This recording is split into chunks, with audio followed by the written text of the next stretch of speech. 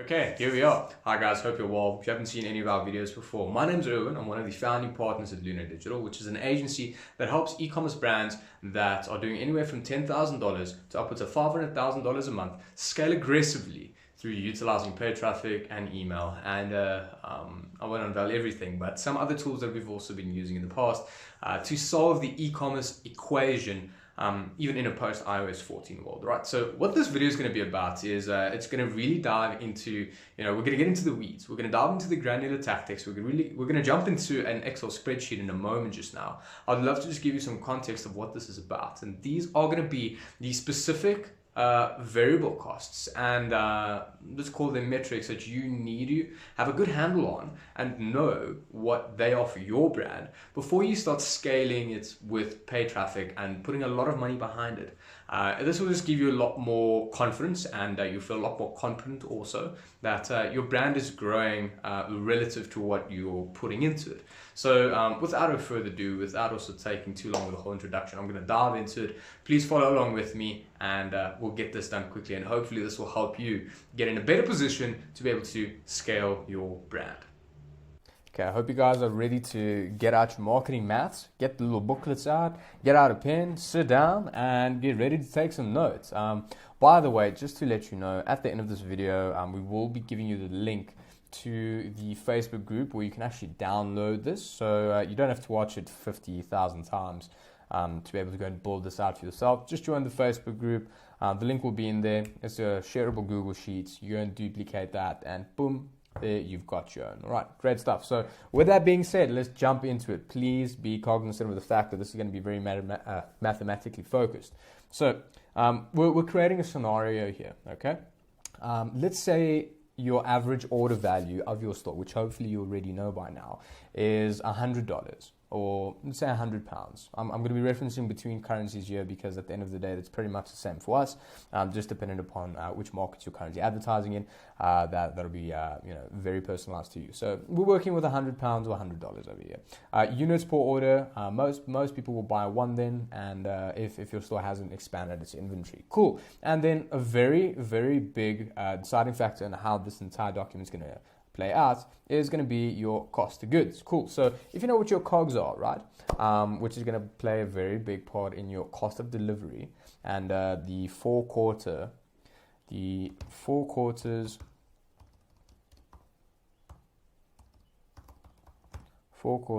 accounting principle, which I'm going to leave here for now and dive into in a second or two, but I'd love to get the preliminaries out of the way. So we got to know what is our cost of goods. Cool. So if we've got a percentage to that, whether that's 30%, whether that's 20%, whether that's 10%, whether that's 5%, that's going to then be applied, and we know what is in the actual value of each individual item going to cost us that we need to buy, manufacturing included. Cool. So we're just going to go for the most average number, about 30% over here.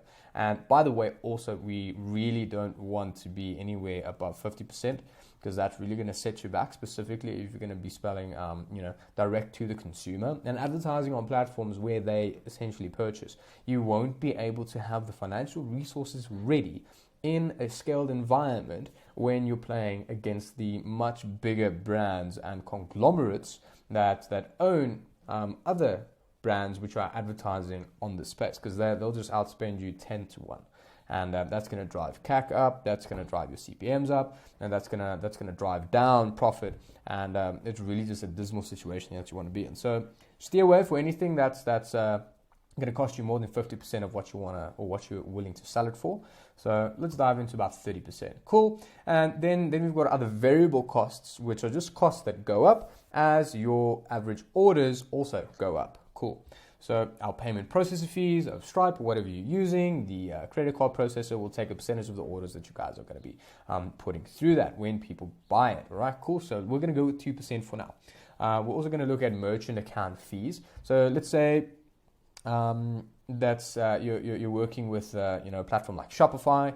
They'll also take a percentage of each order that's going to be passed through the store, and then that's going to equate to a certain figure. Cool. Right, we're going to go with 1% right now.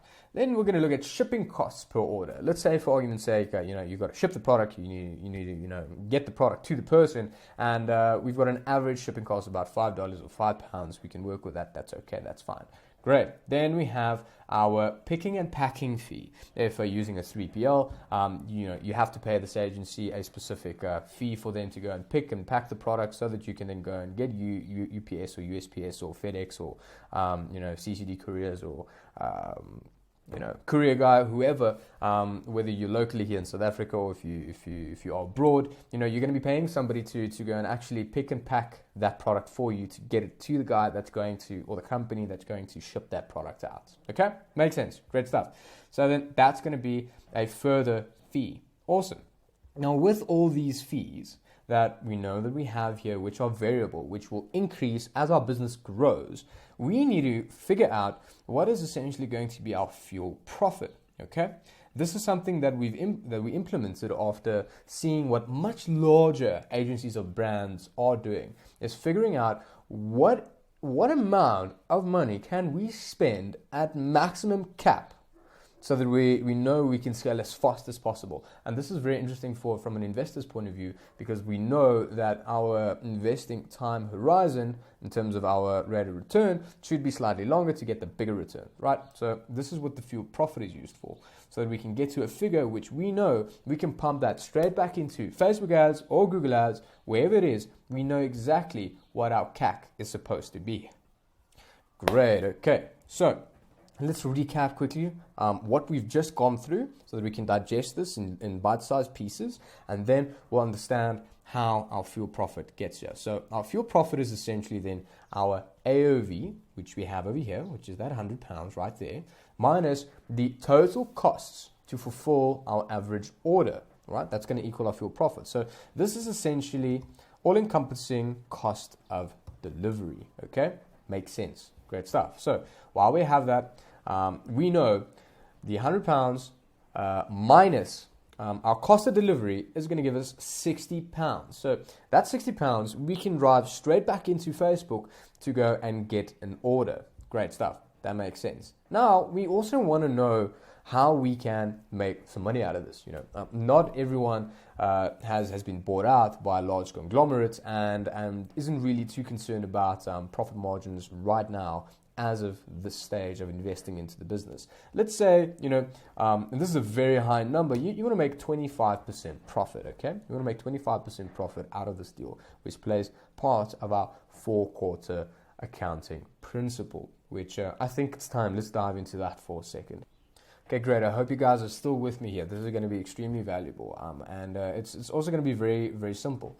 So we've got 25, 25, 25, 25. This is what we use when we invest into brands, right? So our cost of delivery should be about 25% of total rev. Our cost of acquisition should be about 25% of total rev. Our OPEX should be about 25% of total rev, which is just the operational expenditures. That's going to be the office fees that you pay, the benefits, the salaries, all these things to keep the business running and the team happy. That's going to be 25%. And then we've got 25% for profit, right? And this is still, again, a very high number, very, very much simplified, but these are sort of the 4 levers that you really need to have a very strong handle on in order to know what figures you need to be able to scale this realistically, pretty predictably, and also at the end of the day profitably. So jumping into that, this will change. If our CAC increases, we know we need to decrease our cost of delivery, and somehow our I do not write OPEX there. Our OPEX in some sort of sense. Maybe get a smaller office, maybe see what we can do about actual manufacturing here, the cost of delivery, manufacture our products cheaper, or at the end of it, we can maybe cut down our profit. But that's not ideally what we want to do. We should be realistic with this number though. So just have a look and dive into that. Do some research, see what is probably going to be the industry standard for this specific niche you're operating in. That would probably be then the best decision for you to then base this percentage off of. Cool. Okay. So that's our 4 accounting principle, right? 4-quarter accounting principle. Right. So over here, we've got $60 for fuel profit, which is again AOV minus the total cost to fulfill an average order. And we want to make 25% profit. We're pretty confident that we can make a lot of money through this brand selling these products to our highly motivated customers. So our target net out of each average order value, out of £100, we want to make £25 essentially. Okay, cool. Hope you're still with me. So then our CPA target, or our cost per acquisition target, is going to be £35. Now we've gone a step further, and from a first purchase point of view, directly off of Ads Manager or from your Google Ads Manager dashboard, you should be looking at a ROAS of 2.8. That's to make then 25% profit from your ads essentially for the biz at the end of the day. Now you can go a lot further into this and start talking about lifetime value, which we don't really believe is going to be the best decision right now, specifically if you're a business that doesn't have the deepest pockets in the world. Because to realize the lifetime value of your customer within your business's lifetime, you're probably going to die if you before realizing that lifetime value of your customer. So what we do to remain cash flow positive and keeping cash flow top of mind is look at sort of a payback period, or let's call it an LTV of about 60 days. Okay, I hope that makes sense. So if you've got an LTV of about 60 days, then that means we've got our first purchase on day 0, which is day 0, and then we've got day 30, and then we've got day 60. And hopefully between this payback period, we would need to devise a strategy through after purchase sequences from an email, and SMS, or push notification side of things to motivate people to either cross-sell and upsell and bundle products to increase the lifetime value within 60 days of our customer. Because once we own their data from an email, SMS, and a push point of view, we've got free marketing that we can essentially do, which would then help us from a cash flow perspective, which would help us increase the CPA as well, because hitting a 2.8x ROAS at a very high level, high spend level with a low AOV is going to be difficult. So you've got a lot of these levers which in your business, which are going to be sort of push and pull, give and take, depending upon how your business works. But really, for you to dive into it, I think this document would help you out immensely. So either send me a DM, let us know in the comment section where we're going to be posting this video, and we'll be able to send this through to you.